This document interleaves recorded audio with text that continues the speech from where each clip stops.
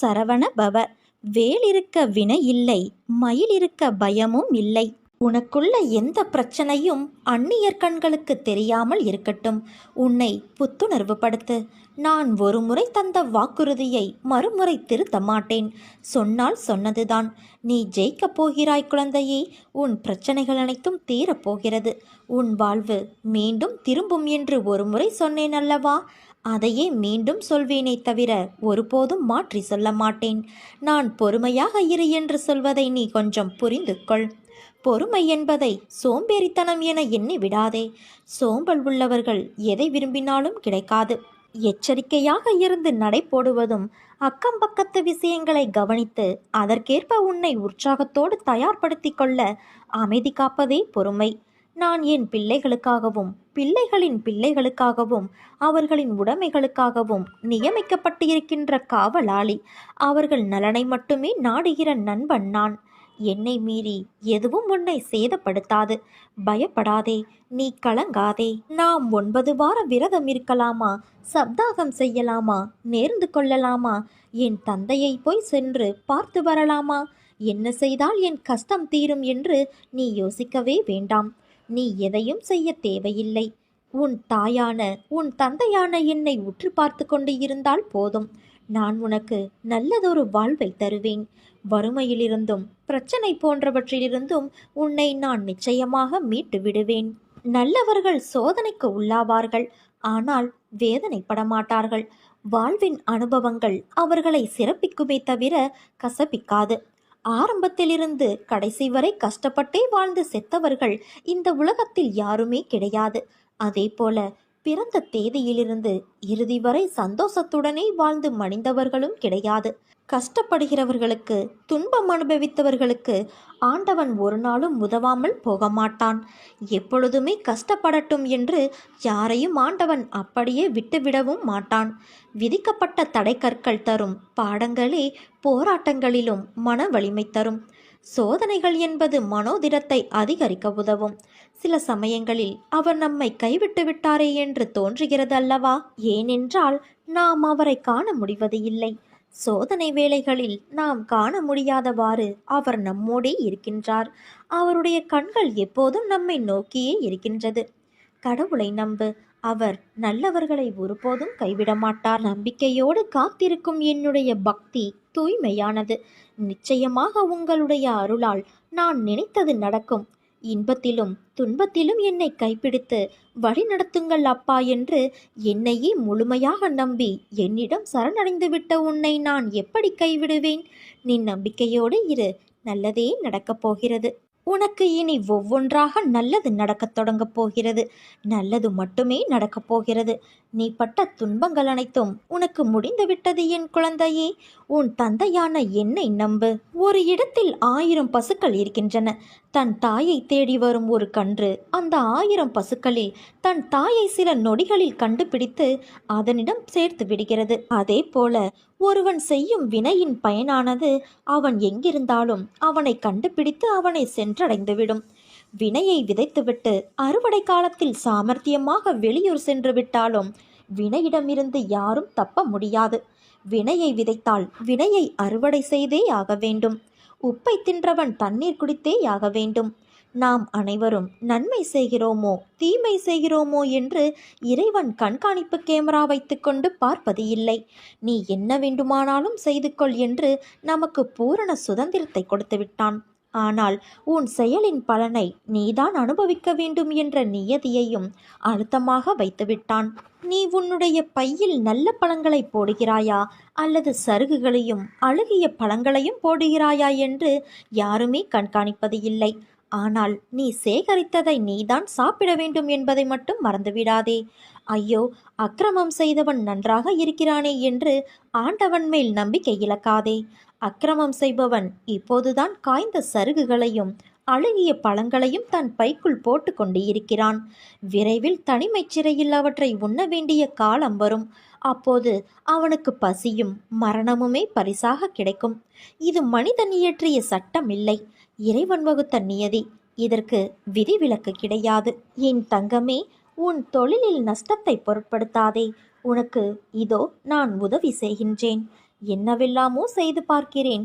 ஆனால் எல்லாமே தோல்வியில் முடிகிறது. இந்த தோல்வியின் பிடியிலிருந்து என்னால் மீண்டு வர முடியவில்லை என்று நீ புலம்புகிற புலம்பலை பொறுக்க முடியாமல் இதோ நான் புறப்பட்டு வந்துவிட்டேன். இழந்து போனவற்றை பெறுவதற்கும் வாழ்வில் முன்னேறுவதற்கும் ஒரு ஆலோசனை சொல்லட்டுமா? உன்னை நீ தெரிந்து கொள். உன்னை பொறுத்தவரை இந்த உலகம் ஒரு கோமாளிகளின் கூடாரம். யாருக்காகவும் எதற்காகவும் விட்டு கொடுத்து தோல்வியை மட்டுமே பரிசாக பெறுவதற்காக நீ பிறக்கவில்லை. எல்லாவற்றையுமே ஜெயிக்க பிறந்திருக்கின்றாய். கோடி கோடியாக கருவணுக்கள் உள்ள தாயின் கருமுட்டையை தனக்குரியதாக ஆக்கிக்கொள்ள களமிறங்கிய போது அனைத்தையும் தோற்கடித்து ஜெயித்தது நீ அல்லவா? உணர்வுகளும் உறுப்புகளும் உருவாகாத அந்த காலத்திலேயே கோடி பேர்களை ஜெயித்த நீ இப்போதோ இந்த நிலையிலா ஒரு சிலரிடம் தோற்கப் போகிறாய்? நிச்சயம் தோற்க மாட்டாய் என்பதை தெரிந்து கொள். நீ கோழை அல்ல, துரத்தும் வறுமையை ஒப்புக்கொள்வதற்கு. நீ பிறவியிலேயே வீரன். உனக்குள் நான் உன்னை வழி நடத்தப் போகிறேன். அப்படி இருக்க தோல்வி என்பது இனி உனக்கேது? வா, என் ஆலயத்திற்கு வா. வந்து மனதார என்னிடம் பேசி என்னை உன்னோடு கூட்டிச் செல். என்ன அப்படி பார்க்கிறாய்? நீ நினைத்தது உடனே நடக்கவில்லை என்று கோபத்துடன் இருப்பது புரிகிறது. உனது விருப்பம் நிரந்தரமில்லாதது. நான் உனக்களிப்பது என்றென்றும் எங்கெங்கும் மகிழ்ச்சியையும் மனநிறைவையும் அளிப்பது. சற்று பொறுமையாக இரு. விட்டு சென்றவர்களுக்கு எல்லாம் நன்றி கூறு. யாரை நீ நல்லவர்கள் என்று நினைத்தாயோ அவர்களே உனக்கு துரோகம் செய்கிறார்களே என்று வருந்துகிறாய். நீ செய்த மிகப்பெரிய தவறு எது தெரியுமா? நல்லவர்களை விட்டு தீயவர்களை நம்பியதுதான். வாழ்வில் நீ எதையெல்லாம் நிரந்தரம் என்று நினைத்தாயோ அவையெல்லாம் நிதர்சனமில்லாத பொய்கள். முதலில் அதை புரிந்து கொள். அவர்களால் உனக்கு ஒரு நன்மையும் இல்லை என்பதை உணர்ந்து கொள். அன்பு குழந்தையே, உன் வெகுளித்தனத்தையும் அப்பாவி குணத்தையும் பார்த்து உன்னிடம் எப்படி நாடகமாடுகிறார்கள்.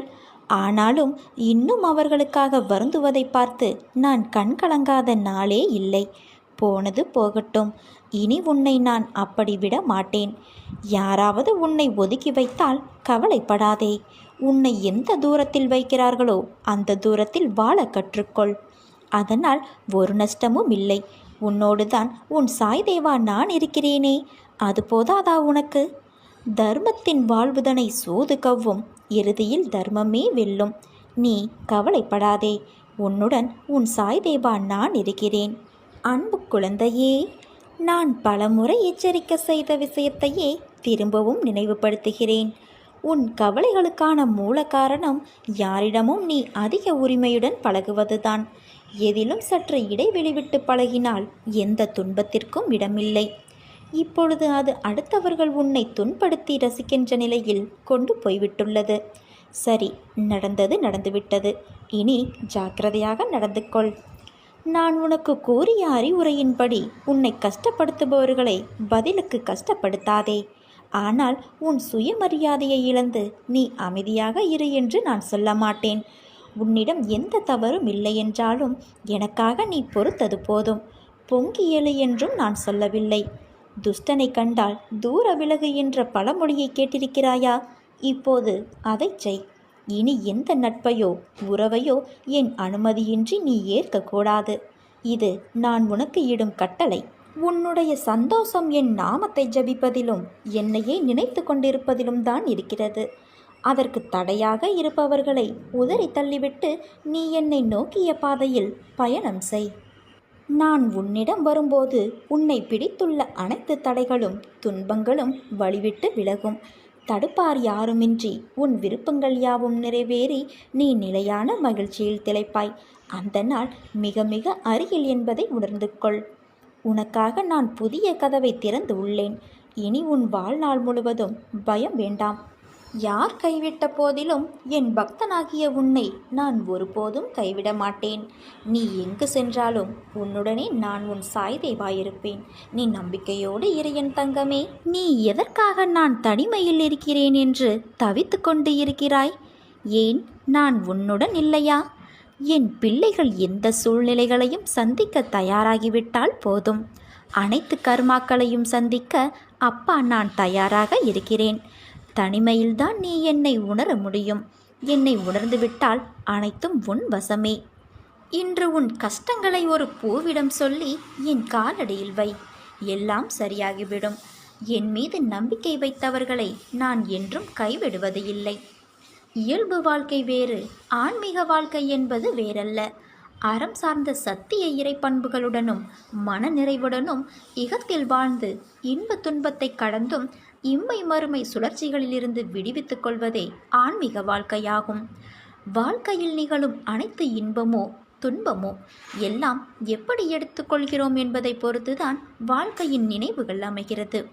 துன்பம் என்று சொல்லிக்கொண்டே இருந்தால் அது தன்னால் விலகுமா என்றால் இல்லை. அதனை அனுபவித்து அதை எதிர்நோக்கி கடந்து வந்துதான் ஆக வேண்டும். எல்லாம் நீ எடுக்கின்ற மனப்பக்குவத்தில்தான் அமைந்துள்ளது. உன் இன்பமும் துன்பமும் அடிபட்டால் வலிக்கும் என்று தெரியும். அடிபட்டவுடன் நீ அழுகின்றாய். உன் மனதில் வலிக்கிறது என்ற உணர்வு தோன்றியதும் உன் கண் கலங்குமல்லவா? அதற்காக இனிமேல் எங்கேயும் செல்லக்கூடாது, நகரக்கூடாது, அப்போதுதானே அடிபடும் என்று யோசித்தால் உன்னால் வாழ முடியுமா? அதைப்போல துன்பம் உன்னை காயப்படுத்தும் என்று தெரியும், அது வலிக்கும் என்றும் தெரியும். அதை தைரியத்துடன் ஒரு முறைக்கு இருமுறை நிமிர்ந்து பார். அது உன்னை என்ன செய்கிறது என்று. எதற்கும் மனம் தளராதே. உன்னால் முடியும், உன்னால் முடியும் என்று போராடு. துணிந்து நில். பல வெற்றி கனிகளை பறிப்பாய். உனக்கான நல்ல நேரம் வரும் வரை என் மடி மீது அமர்ந்து உன் கருமாக்களை கழித்து வா.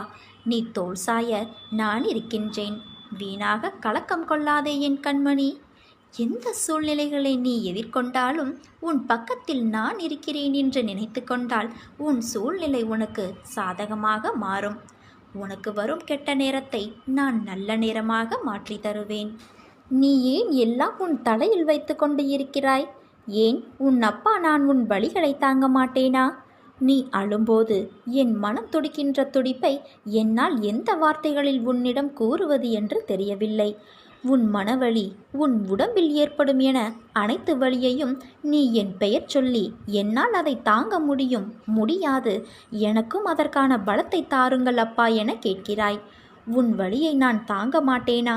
உன் கண்ணீரை காணும்போது அதுதான் எனக்கு வலி ஏற்படுத்துகிறது. உன் பெயர் சொல்லி என்னால் எப்படிப்பட்ட கஷ்டம் தரும் சூழ்நிலைகளையும் தாண்ட முடியும் என்று கூறும்போது நான் உனக்கு எப்படி உதவி செய்யாமல் இருப்பேன்? வலி தாங்காமல் சில நேரம் நீ கதறும்போது என்மேல் கோபம் கொண்டாலும் அது உன் மனதிலிருந்து வருவதல்ல. அதன் பிறகு என்னை மன்னித்து விடுங்கள் என்று கேட்டு நீ என் முன் நிற்கும்போது என் மனம் உன்னை எண்ணி கலங்குகிறது. என் பிள்ளையை இப்படி விதியால் படும் அவஸ்தைகள் என் முன் இப்படி நிற்க வைக்கிறதே என்று. நீ துவண்டு போக மாட்டாய். என்ன கஷ்டம் வந்தாலும் நிமிர்ந்து பறந்து வானமாய் மேலோங்கி நிற்பாய். இது உன் சாய்தேவாவின் என் சத்திய வாக்கு என் தங்கமே. இந்த நாள் வரை உனக்கு நான் காண்பித்த அற்புதங்கள் எல்லாம் சிறிய வடிவுகளே. இனிமேல் அடுத்தடுத்து உன் வாழ்வில் அழகிய நிம்மதியான மகிழ்ச்சியான நிகழ்வுகள் நடக்கப் போகிறது. இதை உன் மனதில் நன்றாக பதித்துக்கொள் என் தங்கமே. என் வார்த்தைகளை இனிமேல் நேரடியாய் என் வாயிலிருந்து நீ கேட்பாய். வாழ்க்கையில் நீ ஓடும் இடமெல்லாம் துன்பமும் கஷ்டமும் உன்னை நிழல் போல தொடர்ந்த காலம் இப்போது உனக்கு கடந்த காலமாக போகிறது. வெளிச்சம் என்ற நிகழ்காலத்தில் நீ பேரொளியாய் ஜொலிக்கப் போகிறாய். நீ வெற்றி பெறுவதற்கு என்ன விஷயங்களை எல்லாம் விட்டு கொடுத்தாய்? நீ சந்தித்த துன்பம், நம்பி உன்னை ஏமாற்றிய நபர்கள், சூழ்நிலை என அனைத்தும் உன்னை சூறாவளியாய் சூழ்ந்த போதும் அதற்கு எதிராய் போராடி மேலோங்கி நின்றாய். உன் மனதைரியம் எத்தகையது?